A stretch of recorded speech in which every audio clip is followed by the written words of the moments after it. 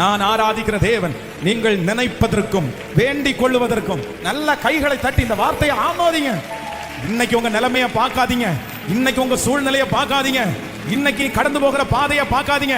கர்த்தர் சொல்லுகிறார், இது வாதுமை மரமாய் இருக்கலாம், இது சாதாரணமான ஒரு கோலா இருக்கலாம், காஞ்சு போன ஒரு கோலா இருக்கலாம். ஆனா என் தேவனாகிய கர்த்தர் நினைப்பாரே ஆனால் அதை ஒரே ராத்திரிக்குள் அதை கர்த்தர் முளைக்க பண்ணி பூ பூக்க பண்ணி, ஆமே, வாதுமை பழங்களை கொடுக்க வைக்கிறதற்கு நல்ல கைகளை தட்டி ஆமே.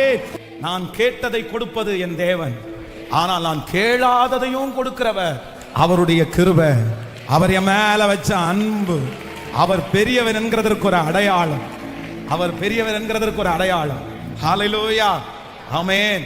என் கர்த்தர் வாக்கு கொடுத்திருக்கிறாரு, ரொம்ப அழகா நமக்கு வாக்கு கொடுத்திருக்கிறாரு.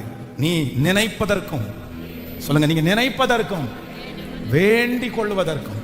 இப்ப நீங்க திரும்பி பாருங்க, உங்க வாழ்க்கையை திரும்பி பாருங்க. ஆண்டவர் உங்களுக்கு கொடுத்திருக்கிறது எல்லாமே நீங்க கேட்டதா? நீங்க கேட்டதா?